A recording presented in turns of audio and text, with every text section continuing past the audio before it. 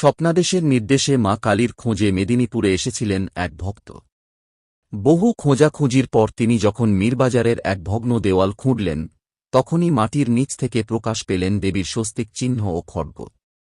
সেই অলৌকিক মুহূর্ত থেকেই শুরু হয় মেদিনীপুরের কাঁধ কালী মাতার জাগ্রত অধ্যায়। প্রায় ৬ থেকে ৭ শতাব্দী আগে গড়ে ওঠে এই মন্দির। আজও সেই প্রাচীন দেওয়ালই মায়ের আসন। বহু চেষ্টা করেও কেউ দেওয়াল থেকে মূর্তিকে সরাতে পারেননি, যেন মা নিজেই নিজের জায়গা রক্ষা করে চলেছেন। স্থানীয়দের বিশ্বাস, মায়ের আশীর্বাদ এতটাই শক্তিশালী যে মায়ের তাঁর আসন নাড়াতে চেয়েছেন, তাদের জীবনে বাধা এসেছে। একবার এক ব্যক্তি দেওয়াল থেকে মূর্তি সরানোর কথা বলেছিলেন, অল্প সময়ের মধ্যেই অসুস্থ হয়ে পড়েন। মন্দির কমিটির যুগ্ম সম্পাদক শান্তনু মুখার্জি জানান, এই মন্দিরের মায়া ও শক্তি অবর্ণনীয়। এখানে মা সত্যিই জাগ্রত। অনেক সময় দেওয়ালের গায়ে খড়ির ছাপ দেখা যায়, কিন্তু কারও কোনো ক্ষতি করেনি। জনশ্রুতি রয়েছে, দক্ষিণ ২৪ পরগনার নুনগোলা গ্রামের নন্দগোপাল মুখোপাধ্যায় একসময় স্বপ্নাদেশ পান। তাঁর অসুস্থ সন্তানের আরোগ্যের জন্য দেবী তাঁকে স্বপ্নে নির্দেশ দেন। মেদিনীপুরের মীরবাজারে দক্ষিণাকালী রয়েছেন, সেই নির্দেশ মেনেই তিনি এখানে এসে মায়ের অলৌকিক প্রকাশ দেখেন। তাঁর হাত ধরেই গড়ে ওঠে মীরবাজারের এই কাঁধ কালী মন্দির। পরবর্তী সময়ে ডাকাতেরাও এই মায়ের পুজো দিতেন, আশ্রয় ও রক্ষার আশায়। এখনও মেদিনীপুর শহরের ৯ ও ১০ নম্বর ওয়ার্ডের মানুষ একত্রে পালন করেন এই পুজো। তান্ত্রিক মতে পুজো, বলি প্রথা ও ভোগ প্রসাদে মুখর থাকে এলাকায়। দূর দূরান্ত থেকে ভক্তরা আসেন এই জাগ্রত কাঁধ কালী মাতার দর্শনে। অলৌকিক ইতিহাস ও রহস্যে মোড়া দেওয়াল আর ভক্তদের অগাধ বিশ্বাস সব মিলিয়ে আজও মেদিনীপুরের মীরবাজারে কাঁধ কালী মাতার মন্দির যেন এক জীবন্ত শক্তির প্রতীক, যেখানে বিশ্বাসী সত্য আর মা নিজেই উপস্থিত। আমাদের প্রতিনিধি ইরফান তুলে ধরেছে কাঁধকালীন মায়ের ইতিহাস। সূত্রপাত বলতে আমরা এখানে আমাদের এই কাঁধকালী মায়ের ইতিহাসে কোনো প্রামাণ্য নথি কিন্তু আমাদের কাছে নেই, যে কোনো পুঁথি বা কোনো বই বা কোনো কিছু আমাদের কাছে নেই। যেটুকু জানা আমাদের জনশ্রুতি এবং আমাদের যে পূর্বপুরুষ বাবা দাদু বা তার পরপর যেটা হয়ে আসছে, এইভাবে লোকে মুখে আমাদের যেটুকু শোনা সেটুকুই আমরা জানি।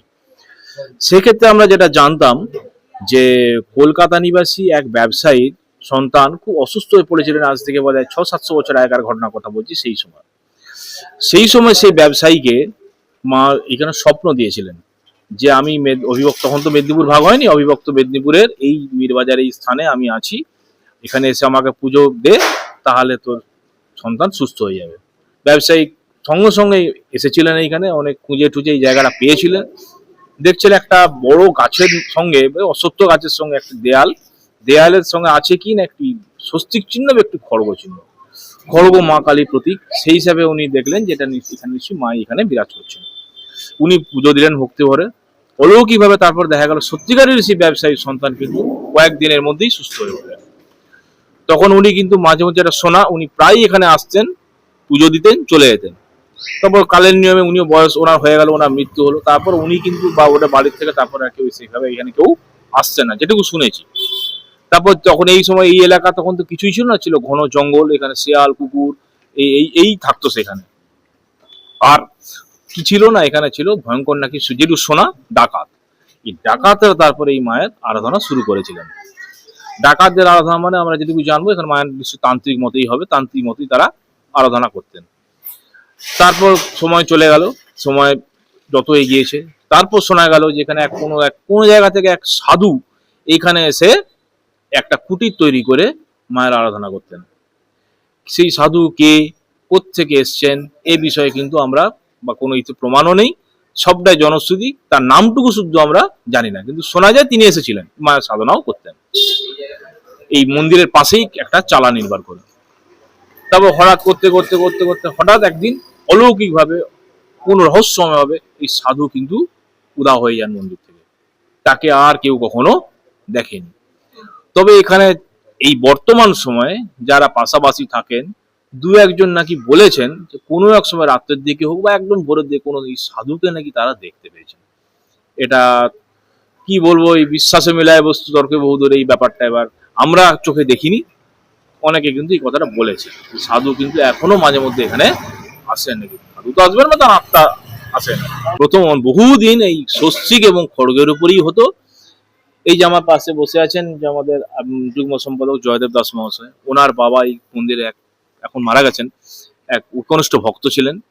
ওনারা ছোটবেলা থেকে এই মন্দির চালাচ্ছেন। সেই মোটামুটি আনুমানিক 60 কি 75 বছর হবে এই মায়ের এই বর্তমান যে বিগ্রহটা দেখছেন দেয়ালের সঙ্গে সাঁটানো সিমেন্টের, এইটা হয়েছে। এই আমার সামনে উপস্থিত আছেন আমাদের যুগ্ম সভাপতি গণেশচন্দ্র কুণ্ডু মহাশয়। উনি যখন ছোট ছিলেন উনি এই কিন্তু মূর্তি হতে দেখেছেন। সেই কারণে কি, যেহেতু এই দেওয়ালের সঙ্গে সাজানো, সেই কারণে কি এটাকে কাঁথ? হ্যাঁ, দেয়ালে আরেক নাম তো কাঁথ, সেই কাঁথের সঙ্গেই মা আছেন, সেই জন্য এই মায়ের নাম হচ্ছে কাঁথ কালী মা। সামনে এই পুজোতে আমাদের সবচেয়ে বড় যেটা, আমাদের মায়ের যে ঘট, বছরে একবার আমাদের ঘট নিরঞ্জন করে নতুন করে মায়ের প্রাণ প্রতিষ্ঠা, চক্ষুদান এগুলো হয়। আমরা বেশ কয়েক বছর চালু করেছি যে এই মায়ের এই যে ঘট নিরঞ্জনটা যতটা সম্ভব ধুমধাম করে করা যায়। এখানে আমরা খুব বড় একটা বর্ণাঢ্য শোভাযাত্রা আমরা বের করি। তারপর আমরা যত এখানে চণ্ডী পাঠ হয় একদম নিয়ম রীতি মেনে। আমাদের এখানে মূল উদ্দেশ্যই কিন্তু যে শাস্ত্রীয় মতে যতটা ভালোভাবে সম্ভব, যতটা করা যায় মায়ের পুজোতে যেন কোনো খামতি না হয়, ঘাটতি না। বাকি সব যা কিছু যাই হোক, মায়ের পুজোতে আসল তো উদ্দেশ্য মায়ের পুজো, আরাধনা, মায়ের আরাধনা, সেক্ষেত্রে যেন কোনো রকম কোনো ত্রুটি বিচ্যুতি যেন আমাদের না হয়, এটাই আমাদের প্রাথমিক লক্ষ্য। আপনাদের কি আমাদের বলি রেওয়াজ আছে, আমরা ছোট থেকেই বলি দেখে আসছি, এবং সেটা কবে থেকে চালু হয়েছে সেটা জানি না, তবে কিন্তু কালী পুজোয় আমাদের বলি আছে। অনেকেই মানত করেন, পাঁঠা মানত করেন, এখানে বলি হয়। আর কমিটি থেকেও আমাদের একটা প্রত্যেক বছর 2 কি 3টে, কখনো 2 কখনো 3টে, যেমন হয় আর কি, যেমন পাই সেরকম আমরা আমাদের কমিটি থেকেও বলি দেওয়া হয়। আর এছাড়াও যদি কেউ হয়তো কোনো মানত থাকে যে আমার এই আশাটা পূর্ণ হলে মায়ের কাছে আমি একটা বলি দেবো বা ছাগল দেবো, সেটাও ওই অমাবস্যা ছাড়াও কোনো ভালো দিন দেখে হলেও সেখানেও কিন্তু আমাদের বলি হয়। শান্তনু মুখার্জি, যুগ্ম সম্পাদক, শ্রী শ্রী কাঁথকালী মাতা পূজা কমিটি।